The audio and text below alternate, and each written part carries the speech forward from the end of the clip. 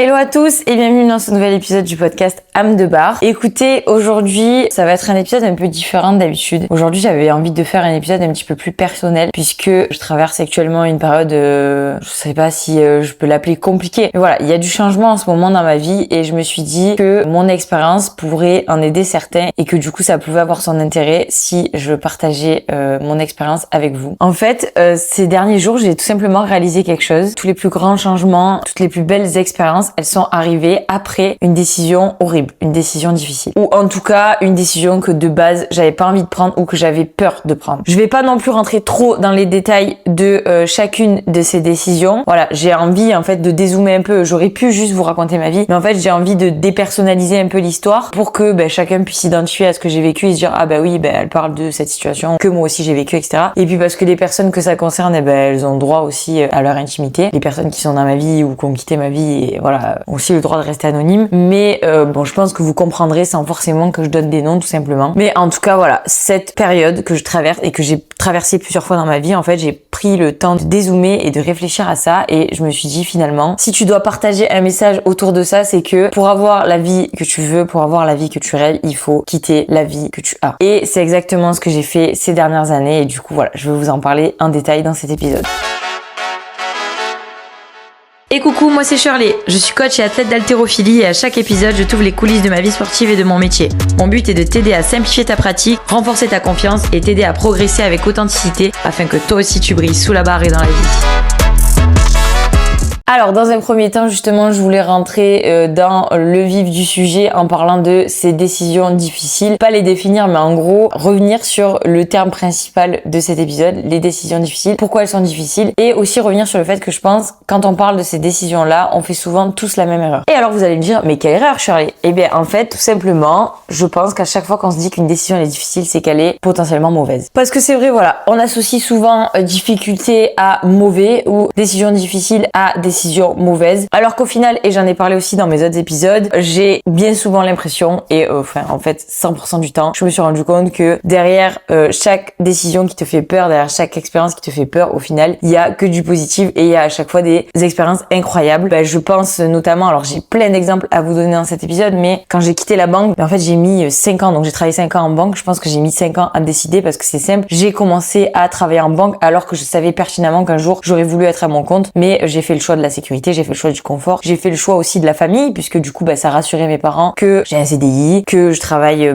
dans une grosse entité comme la banque finalement, surtout que c'était à l'époque où on a été frappé aussi par le Covid, donc il n'était pas forcément bon à l'époque d'être à son compte, donc mes parents voilà, vraiment ça les a rassurés que je sois à la banque. Bref, pour toutes ces raisons-là, je me suis lancée dans le secteur bancaire alors qu'au fond de moi, je savais que ce que je voulais c'était vivre de ma passion et être à mon compte, travailler dans le sport, etc. Donc voilà, j'ai mis à peu près 5 ans à me décider pour plein de raisons. Je me trouvais des excuses et j'avais peur tout simplement. J'avais peur de quitter une stabilité, j'avais peur que ça marche pas, mais comme beaucoup. Et en plus, en fait, à chaque fois que tu prends une décision, tu penses à ce que tu perds et on est tous pareils en fait, c'est humain. Tu penses à ce que tu quittes, mais tu penses pas à ce que tu vas gagner. Voilà. Dans les autres exemples que je vous donnerai plus tard dans la suite de l'épisode, et je pense que tout le monde attend cet exemple-là, de ma vie un petit peu plus perso, en fait, à chaque fois, tu te dis, mais si tu pars pas, c'est parce que tu penses à ce que tu vas perdre. Mais en fait, quand tu pars, c'est pour autre chose. Donc en fait, c'est là que tu dois mettre ton énergie, c'est sur ça que tu dois te concentrer, c'est sur l'après, ce à quoi tu vas accéder. Voilà, c'est ça que tu vises finalement. Donc enfin bref, quand j'ai décidé de quitter la banque, tout le monde m'a dit que j'étais tarée, que des coachs, il y en avait des milliers, et ce qui est vrai, que ça allait être difficile, etc.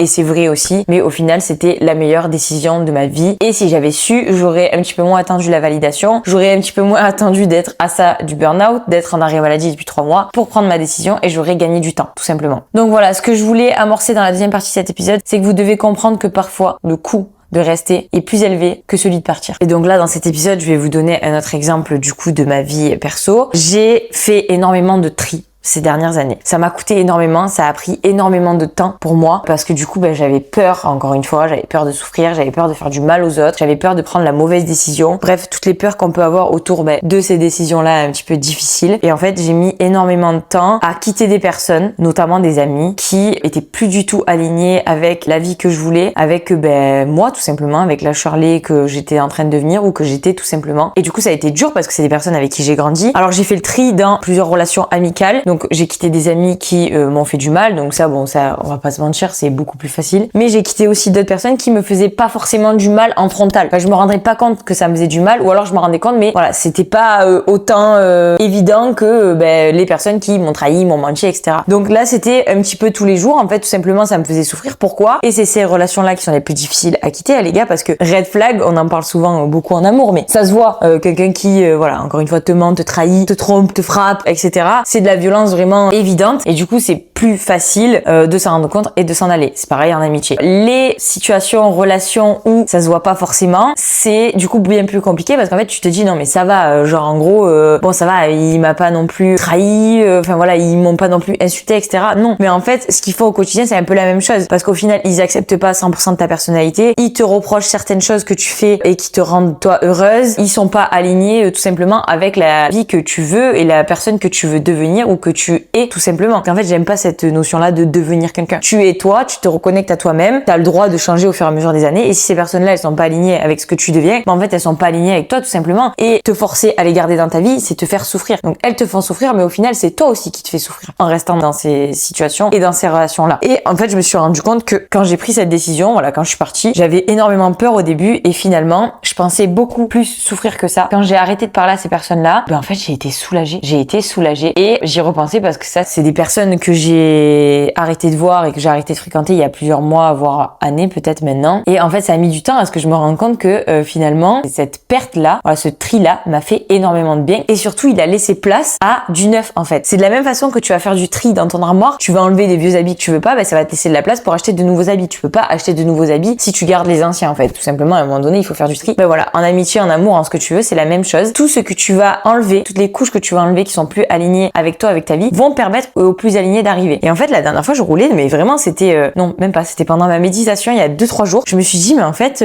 putain, je suis trop heureuse. En fait, je me suis envoyé de l'amour parce que je pensais à mes copines actuelles et c'est des filles que je connais pas forcément depuis longtemps. Alors, il y en a que je connais depuis un petit peu plus longtemps et qu'en fait, ils sont revenus dans ma vie ou que j'ai, comment dire, enrichi un petit peu plus ce lien-là. En fait, ça m'a permis de devenir un petit peu plus amie avec ces personnes-là. Et en fait, je me suis dit, putain, mais comme je suis bien entourée. Mais en fait, je suis entourée de meufs badass. Vous voyez, j'ai encore le sourire en parlant. Je suis entourée de filles, mais vraiment des meufs badass que j'estime, que je respecte, qui sont ultra alignées avec ma vision des choses, avec le sport, avec la spiritualité, avec plein de choses. Et en fait, je suis trop contente de voir ces filles-là. Et en plus de ça, elles sont d'un soutien vraiment énorme parce que elles me comprennent, elles me jugent pas, elles acceptent chacune des parties de ma personnalité. Avec elles, je suis jamais trop, je suis jamais pas assez. Et en fait, j'adore mes potes. Et ces filles-là, en fait, elles sont devenues mes copines et encore plus mes copines au fur et à mesure des mois, sans trop que je m'en rende compte. En fait, j'ai pas forcément souffert de la solitude d'avoir perdu mes autres potes parce que Dieu merci, j'avais encore des copines à moi d'enfance que j'ai gardées, mais j'ai perdu quand même une bonne partie de mes amis. Et en fait, du coup, sans m'en rendre compte, j'ai créé de nouvelles relations et intensifié certaines. Et je me suis retrouvée, mais 1000 fois mieux entourée qu'il y a des mois, des années de ça, finalement. Et je me suis dit, mais en fait, c'est génial. Et ce qu'on dit, c'est vrai, voilà, quand tu laisses partir du mauvais, voilà, je vais en fait essayer de simplifier ce que je dis, tout simplement. Quand tu laisses partir le mauvais, en fait, ça laisse la place au bon d'arriver, tout simplement. Et donc, encore une fois, voilà, rester dans des situations,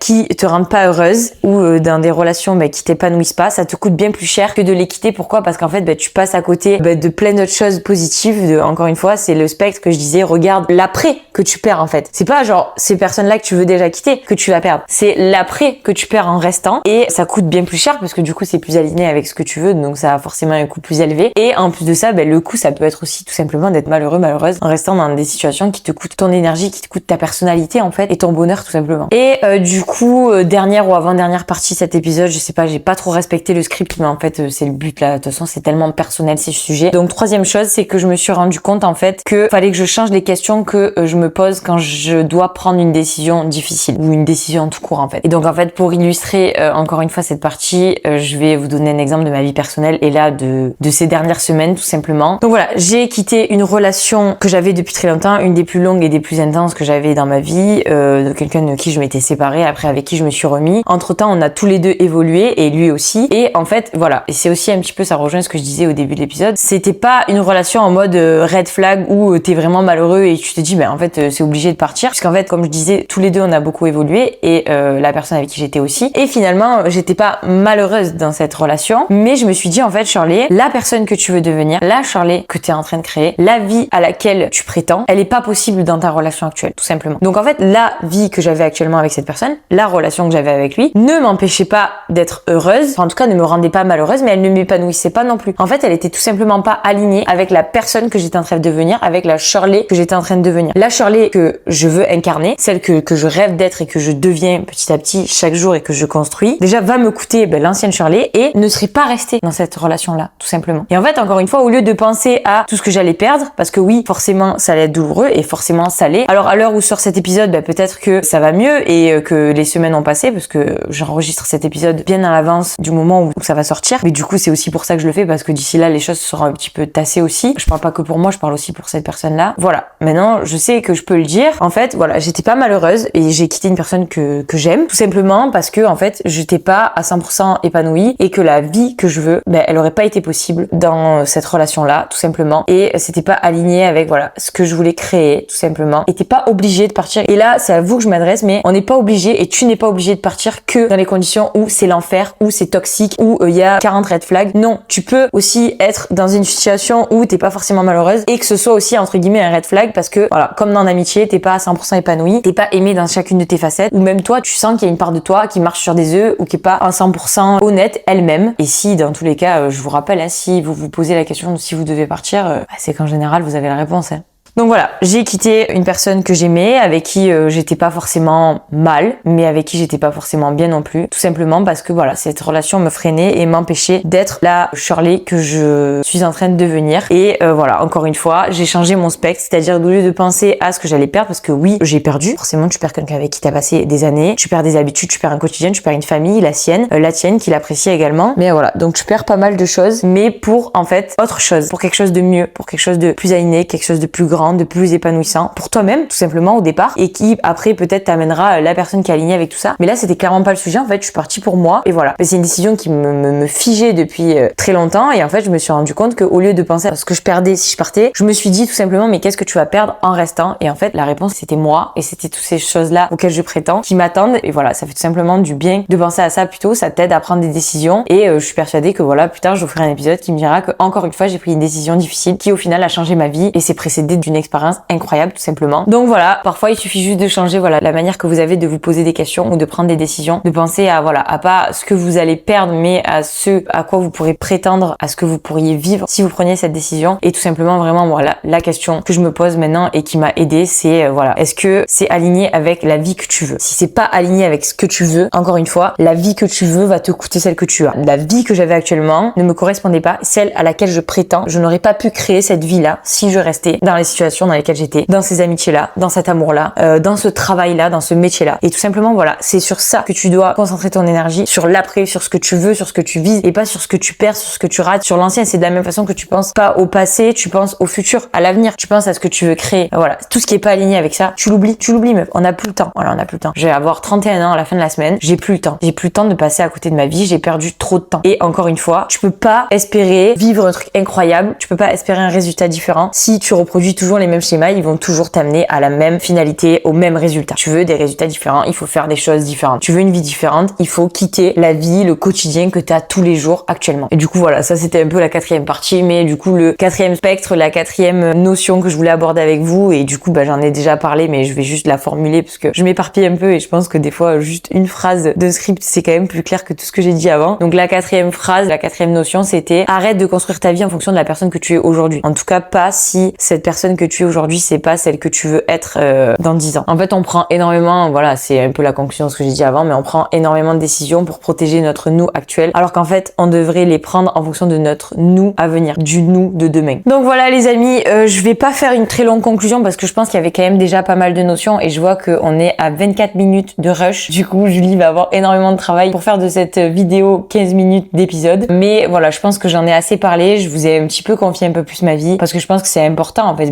c'est aussi moi que vous suivez, mais c'est important que j'illustre à chaque fois mes propos, et quoi de mieux que les expériences que moi-même j'ai vécues et que je vis au final avec vous au travers des réseaux. Donc en fait, vous m'accompagnez dans tout ça, donc je voulais aussi avoir une forme de transparence avec vous. Finalement, c'est à ça que sert ce podcast, je donne mon avis, donc je peux pas vous donner mon avis sans vous donner un petit peu de ma personne et de mon quotidien finalement. Mais je voulais juste conclure avec une phrase que j'ai donnée sur Instagram justement, parce que voilà, encore une fois, je vais pas faire une conclusion de 2 heures. Je pense que juste cette phrase, elle sert à résumer pas mal de choses. Au fond de toi, si t'es face à une décision difficile, si t'es face à un choix difficile, au fond de toi, tu as la réponse. Tu sais déjà quelle décision tu dois prendre. T'es juste en train de négocier avec ta zone de confort. Voilà, cette phrase, je l'ai donnée et je pense qu'elle résume super bien les choses. Si tu veux une vie différente, il faut juste que tu acceptes de quitter ce confort de ton quotidien, ce confort inconfortable dans lequel tu as créé toutes tes habitudes, tout ton quotidien, et parce que c'est juste finalement connu. Voilà, je pense que tout simplement la vie que tu rêves d'avoir, elle est de l'autre côté du confortable, de ce confort inconfortable là que tu as au quotidien. Parce qu'en fait, on dit confort, mais peut-être que t'es pas heureux là où tu es, mais ça devient confortable parce que c'est connu tout simplement. Mais il faut briser ce truc là, et il faut aller au-delà pour atteindre la vie que tu rêves, devenir la personne que tu rêves d'être tout simplement. Et au fond de toi, je pense que tu sais déjà tout ça, t'as juste besoin d'un petit coup de pouce et d'accepter d'aller au-delà de cette zone de confort inconfortable finalement. Voilà les amis, j'espère que cet épisode vous a aidé. Ça a été inconfortable pour moi de parler aussi de certains sujets, donc s'il vous plaît, je compte sur votre soutien. J'aimerais aussi avoir vos petits retours d'expérience. Voilà, si vous avez d'autres exemples à mettre en commentaire, d'autres petits témoignages, mettez-moi-le dans les commentaires de cet épisode, ou voilà, envoyez-moi un message, j'y répondrai avec grand plaisir. Et puis ça peut être bien un peu de soutien aussi, de me dire voilà, parce que moi je vous partage mon expérience et ça vous donne à vous peut-être un peu de motivation. En tout cas, c'est ce que vous me dites quand vous m'envoyez des messages, mais envoyez-moi aussi un peu de motivation, de me dire bon je suis pas folle, je suis pas la seule à vivre ça. Ça fait plaisir aussi des fois. Allez, je vous dis à très vite dans un prochain épisode. Bye bye.